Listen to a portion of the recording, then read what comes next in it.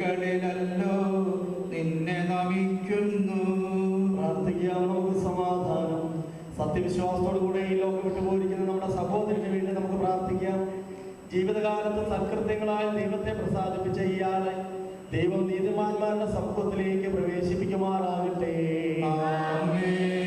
മരിച്ചവരെ ഉയർപ്പിക്കുകയും നല്ലവർക്ക് സ്വർഗഭാഗ്യം നൽകുകയും ചെയ്യുമ്പോൾ തന്റെ അനുഗ്രഹത്താലും തന്റെ മാതാവായ കന്യാമറിയത്തിന്റെ പ്രാർത്ഥനയാലും മിശിഹ അവരോടുകൂടെ ഇയാളെ തന്റെ വലതുഭാഗത്ത് നിർത്തുമാറാകട്ടെ.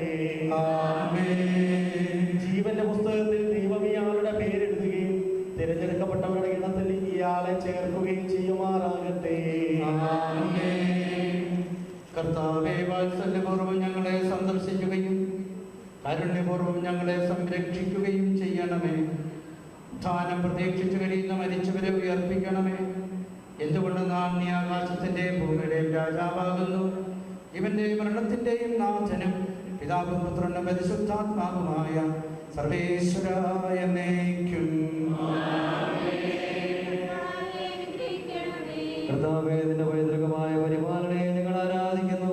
എന്തുകൊണ്ടെന്നാൽ നീ ഞങ്ങളെ മരണവിധേയനാക്കുകയും വീണ്ടും ജീവിപ്പിക്കുകയും ചെയ്യുന്നു. ഉദ്ധാനത്തിൽ നിങ്ങളുടെ ശരീരങ്ങളെ നീ മഹത്വമണിയിക്കുന്നു. ജീവന്റെയും മരണത്തിന്റെയും നാഥനും പിതാവും പുത്രനും പരിശുദ്ധാത്മാവുമായ സർവേശ്വരാ. നമ്മെ സൃഷ്ടിക്കുകയും മരണവിധേയനാക്കുകയും ദൈവത്തിന്റെ ഭവനമേ, ഞാൻ നിന്നോട് യാത്ര പറയുന്നു. മാമോദീസ വഴി എന്നെ വിശുദ്ധീകരിക്കുകയും പരിശുദ്ധ കുർബാനയാൽ എന്റെ ആത്മാവിനെ പോഷിപ്പിക്കുകയും മറ്റു കൂദാശകളാൽ എന്റെ ആത്മാവിൽ കൃപാവനം ചുരുക്കുകയും ചെയ്ത പ്രിയപ്പെട്ട ദേവാലയമേ, ഞാൻ നിനക്ക് വന്ദനം പറയുന്നു. എന്റെ പിതാക്കന്മാരും ആത്മീയ പാലകരുമായ പുരോഹിതരെ, ദൈവവചനങ്ങളാൽ എന്റെ ആത്മാവിന് പോഷണം നൽകിയ നിങ്ങളോടും ഞാൻ യാത്ര പറയുന്നു. ഞാൻ നിങ്ങളിൽ നിന്ന് അകന്നു പോകുന്നുവെങ്കിലും എന്റെ സ്നേഹമെന്നും നിങ്ങളോട് കൂടെ ഉണ്ടായിരിക്കും.